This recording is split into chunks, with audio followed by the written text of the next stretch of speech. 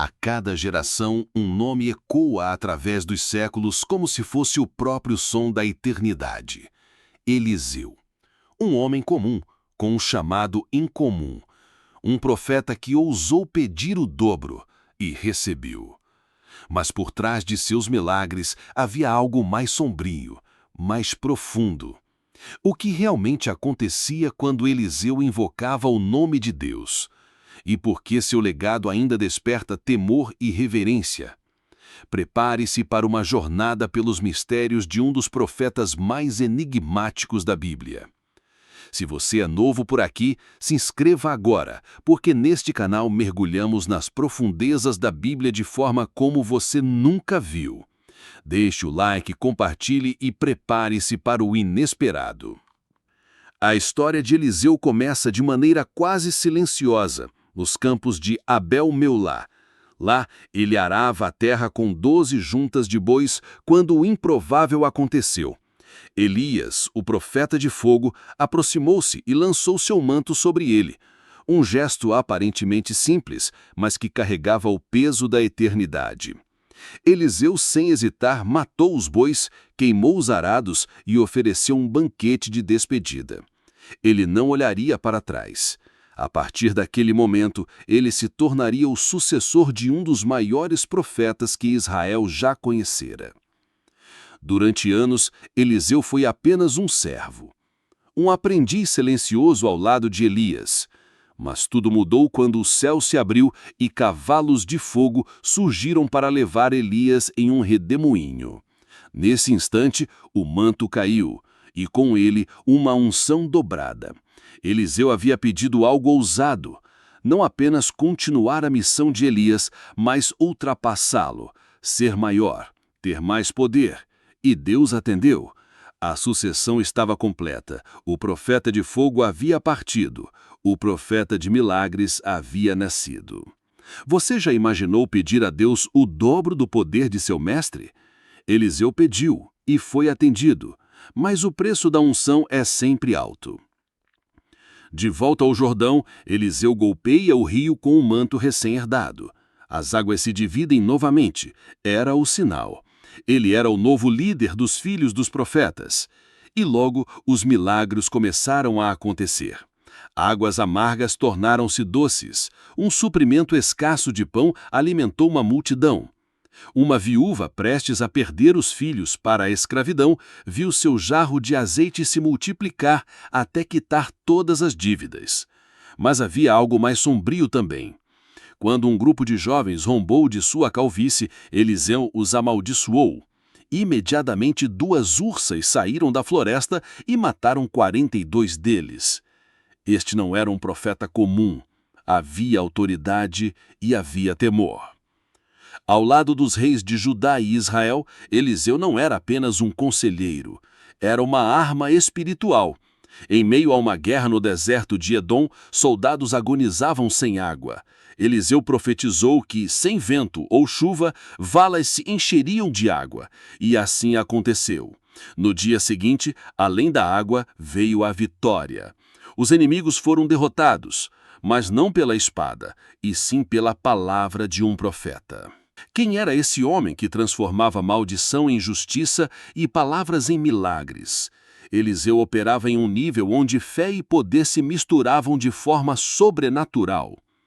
Mas não foram apenas os necessitados que receberam seus milagres.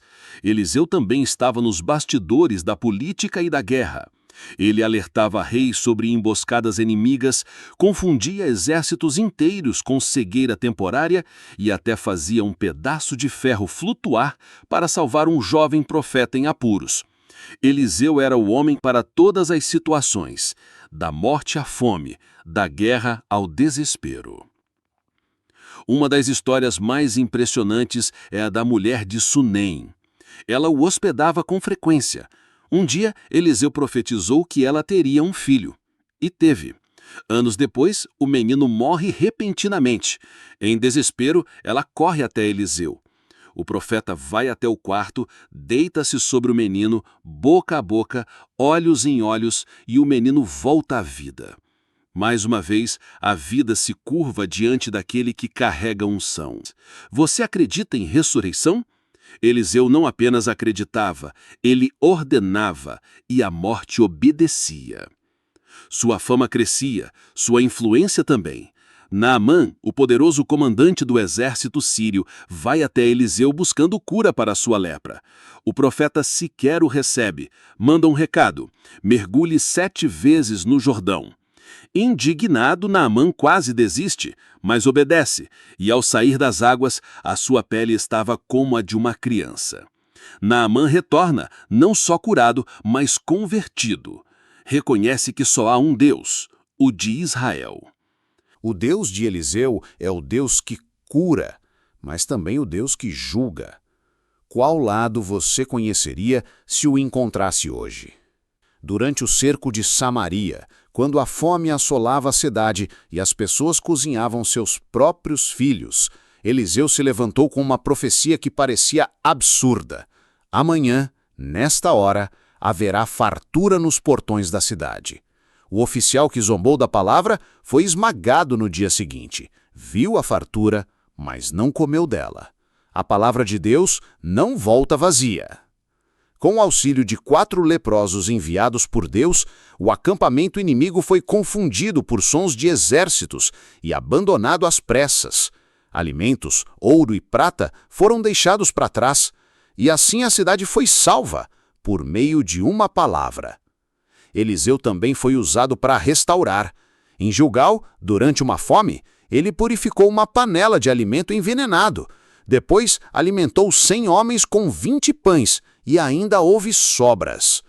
Não é coincidência que tantos de seus feitos apontem para milagres semelhantes aos de Jesus. Multiplicação de alimentos, cura de leprosos, ressurreição dos mortos. Eliseu, séculos antes, era um prenúncio de algo maior, o sinal de um Messias que viria. Já percebeu como os milagres de Eliseu prefiguram os feitos de Cristo? Nada na Bíblia é por acaso, tudo aponta para um plano maior. Na tradição cristã, Eliseu é venerado como santo. A Igreja Ortodoxa Oriental, a Igreja Católica Oriental e até mesmo algumas vertentes protestantes reconhecem sua relevância. Seu dia de festa é celebrado em 14 de junho no calendário litúrgico oriental, correspondente ao dia 27 de junho no calendário gregoriano. A Igreja Apostólica Armênia o comemora no 5º domingo após Pentecostes. Ele também é lembrado no calendário dos Santos dos Carmelitas, e até a Igreja Luterana do Sínodo de Missouri reconhece sua importância profética. Mas entre todas as honrarias humanas, o que mais impressiona é o impacto espiritual que Eliseu deixou. Ele não se casou, não teve filhos, sua herança não foi biológica, foi espiritual. Seus feitos não se apagaram com a morte. Pelo contrário, sua sepultura se tornou um altar de vida. Seu nome continua sendo sinônimo de fé corajosa, serviço incondicional e poder incontestável. Conclusão: Eliseu não foi apenas um profeta, ele foi uma tempestade de fé. Um homem comum, com um chamado extraordinário. Um servo que ousou pedir o dobro, e viveu e morreu à altura de sua oração. Seus milagres, sua coragem, seu zelo e sua obediência o transformaram em uma das figuras mais marcantes da história bíblica.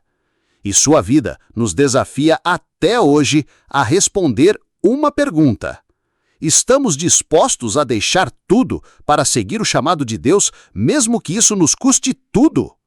A morte costuma silenciar os grandes nomes da história. Mas no caso de Eliseu, a morte foi apenas o começo de algo ainda mais inexplicável. Quando os olhos do profeta finalmente se fecharam, sua presença continuou assombrando a terra com ecos de poder. Seu corpo foi colocado numa sepultura, mas o que viria a seguir deixaria claro: o Deus de Eliseu ainda não havia terminado sua obra. Joás, rei de Israel, foi um dos últimos a vê-lo vivo. Quando entrou no quarto onde Eliseu agonizava, chorou como um filho diante de um pai. Meu pai, carros e cavaleiros de Israel!" exclamou. O profeta, mesmo enfraquecido, ordenou: pegue um arco e flechas. Joás obedeceu. Eliseu colocou suas mãos sobre as mãos do rei e ordenou que atirasse uma flecha pela janela. Flecha do livramento do Senhor, disse ele. Seriam 3 vitórias contra os sírios. Apenas 3, porque Joás golpeou o chão apenas 3 vezes e não 5 ou 6. O profeta sabia: a obediência incompleta traria vitória incompleta. Quantas vitórias temos perdido por parar no meio do caminho? Eliseu estava morrendo, mas ainda ensinava lições que ecoariam por gerações. Após sua morte, algo sobrenatural e perturbador aconteceu. 1 ano depois, durante uma invasão, israelitas enterravam um homem às pressas. Lançaram seu corpo na sepultura de Eliseu. No instante em que o cadáver tocou os ossos do profeta, o morto reviveu. Levantou-se, respirou e viveu. O poder de Eliseu transcendeu a carne, a sepultura, o tempo. Mesmo morto, ele ainda era canal de vida. Esse evento não é uma metáfora. Está em 2R13:21. É o tipo de momento que desafia a razão, mas confirma que onde Deus está, a morte não tem a palavra final. Mas o legado de Eliseu não termina nos milagres. Ele foi um agente direto na destruição da casa de Acabe. Foi ele quem ungiu Jeú como rei de Israel, homem escolhido para exterminar Jezabel e acabar com o domínio maligno instaurado por Acabe.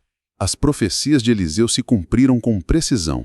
Jezabel foi lançada de sua janela, os cães devoraram seu corpo, e os 70 filhos de Acabe foram executados. Não foi apenas justiça, foi juízo. O mesmo homem que ressuscitou mortos também trouxe sentenças implacáveis. Se essa história te tocou, compartilhe este vídeo agora. Comente "Eu quero a porção dobrada" nos comentários. Se inscreva no canal para mais documentários como esse e ative as notificações para não perder nenhum episódio.